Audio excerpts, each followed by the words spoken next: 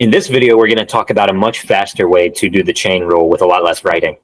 So to start off, we already know that this is the normal chain rule. So if we have some function and then some other function inside of that function, so basically like sine could be f here, and then g could be x squared minus 4. So we're literally taking g of x and stuffing it inside of f of x, everywhere that we see x.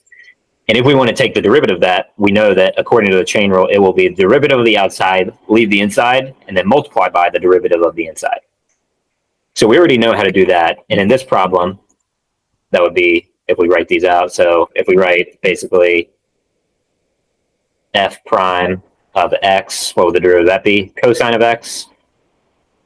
And then what would the derivative of g of x be? So g prime of x, that would equal 2x.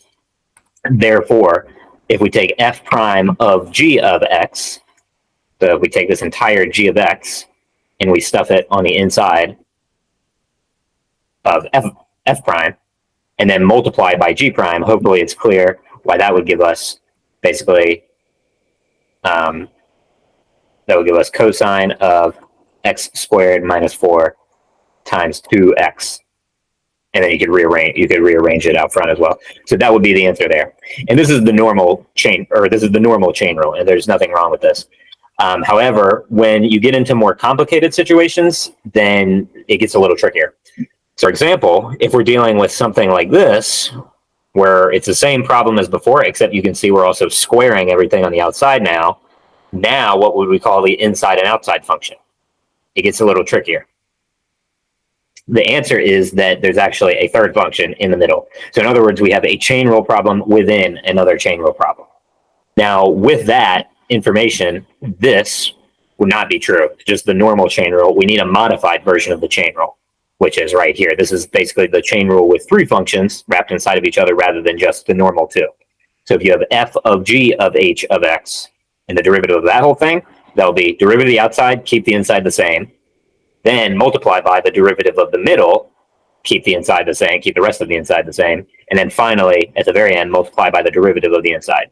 So in this problem, we would look at f of x being x squared, because we're basically taking, and you can think of it like this, you can think of us squaring the entire thing on the outside. And then for g of x, that would be sine of x right here. That would be the middle function. And then the innermost function would finally be x squared minus 4. So hopefully that makes sense. And if you think through that process, then we can work these all out, and then we can plug them in. So this would be, let's see, what would the answer be here then? So f prime, that'll be 2 times x, but it'll be 2 and not times x, because remember, we're evaluating it at the inside of the function, which would be g of h of x. So it'll be g, which is sine, but not sine of x, but sine of h of x. So wherever we see x here, we replace it with x squared minus 4, so x squared minus 4. And you can see how much more complicated this one is becoming. So that would be the first factor. And then the second one, g prime, that should be cosine. So cosine of, but not x, but h of x. So cosine of x squared minus 4. And then finally, h prime of x, that would be 2x. So this would be the multi-dimensional chain rule. Now, what we're going to talk about, and you can see already how this is a lot of writing. So one, you have to remember the formula, which is more complicated. And again, there is a way to derive the formula, but it is a little bit more work. But this problem could go on. So this is only 3 functions wrapped inside of each other. You could have 4 or 5 or 6 or 100. That's possible too. But the more that you wrap inside of each other, the more complicated it is to use this method. So this is a different method that does the same thing logically, but is a lot less effort. For this method, basically what we want to do is remember these steps.